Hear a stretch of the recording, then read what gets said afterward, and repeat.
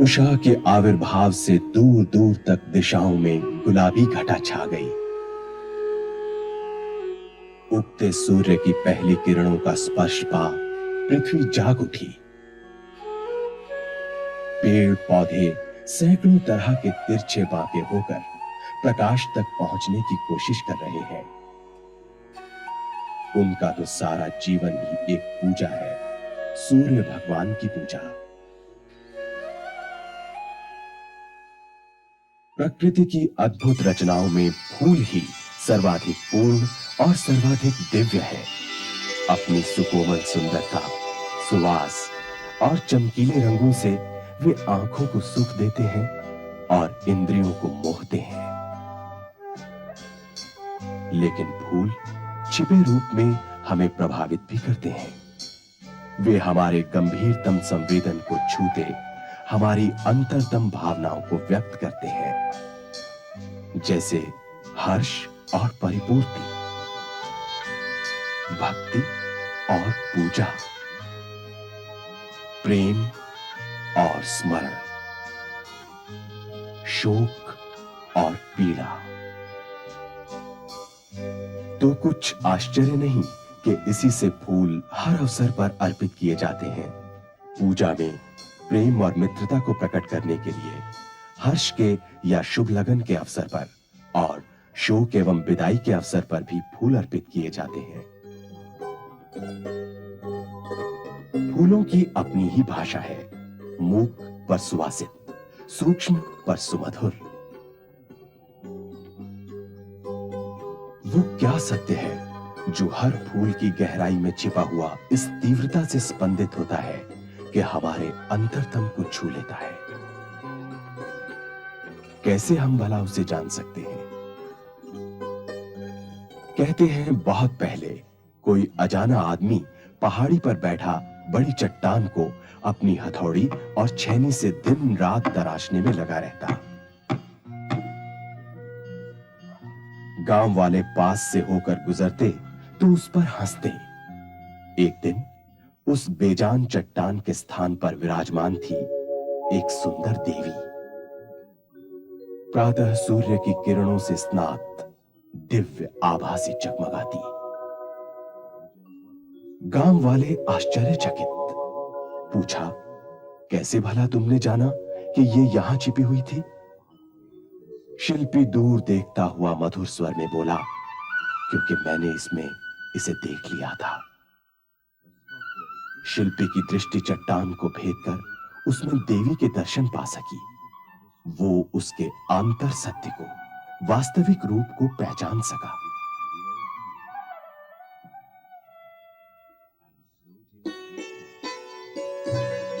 यही बात फूलों के साथ है।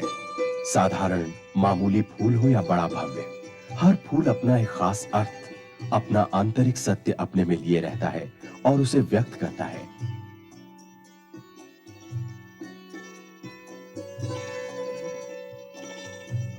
सुकोमल सा फॉरगेट मी नॉट पश्चिम में विदाई का फूल है, चिरस्मरण का एक मधुर वादा। भारत में फूल पूजा का एक आवश्यक अंग है। हर देवता पर उसका अपना ही खास फूल चढ़ाया जाता है, कारण वही फूल उस देवी या देवता के आध्यात्मिक स्वरूप को ठीक ठीक व्यक्त करने में समर्थ होता है।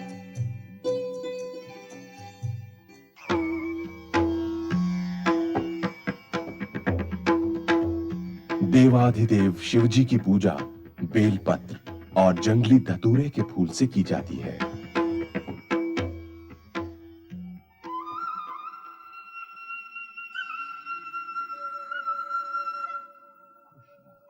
मुरली मनोहर श्री कृष्ण को तुलसी अर्पित की जाती है, जो भक्ति और समर्पण का प्रतीक है।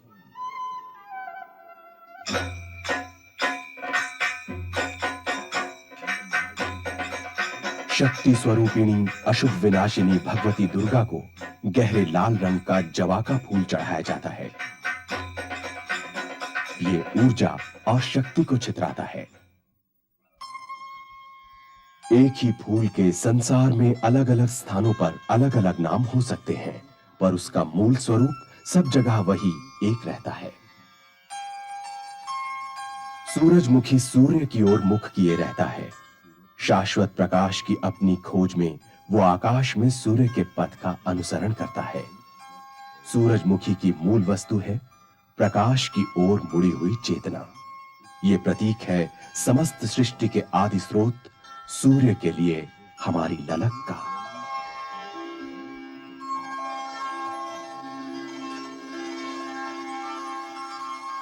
जूही का सफेद और सुगंधित सदा पवित्र और निर्मल फूल विभोर कर देने वाली पवित्रता का संवेद अपने साथ लाता है।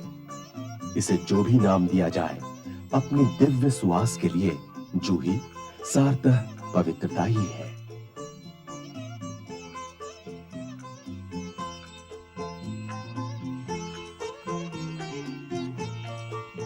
गुलाब सुंदर और पूर्ण फूल हर देश में प्रेम और आत्मदान को व्यक्त करता है। अपने उच्चतम रूप में यह भगवान के लिए गहरे प्रेम की अभिव्यक्ति है और यही हर फूल अभिव्यक्त करता है एक अनूठा स्पंदन, एक गहरी पहचान, एक परम सत्य, एक आध्यात्मिक और सच्चा नाम।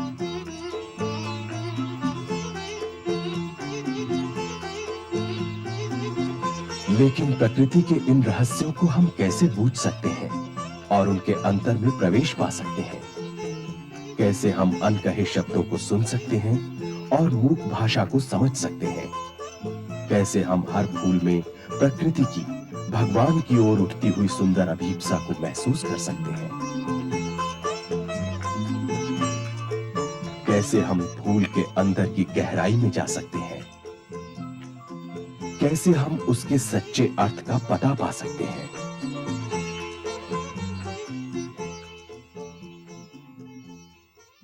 उत्तर बड़ा ही सरल और सुंदर है। फूलों से प्रेम करो, बस उन्हें प्यार करो। जब सूर्य अस्त होता है और सब कुछ नीरव हो जाता है, तब क्षण भर के लिए शांत होकर बैठो और अपने आप को प्रकृति के साथ एक कर दो। तुम अनुभव करोगे कि पृथ्वी से, वृक्षों की जड़ के नीचे से प्रगाढ़ प्रेम और कामना से पूर्ण एक अभीप्सा ऊपर उठ रही है और यह अभीप्सा ऊपर की ओर बढ़ती हुई तथा वृक्षों के तंतुओं में से संचार करती हुई उनकी उच्चतम शाखाओं तक में उठ रही है।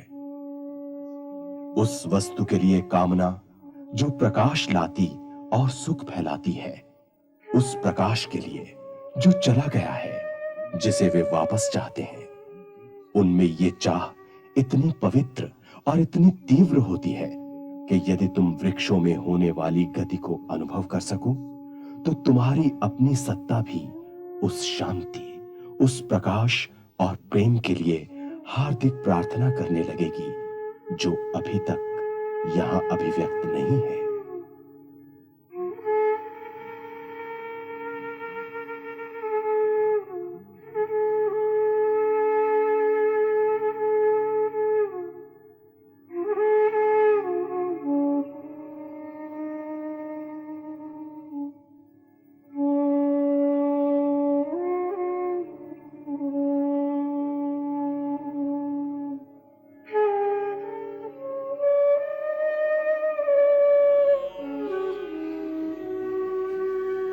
ये दृश्य श्रव्य कार्यक्रम श्री अरविंद आश्रम की माताजी के वचनों पर आधारित और उनसे प्रेरित है।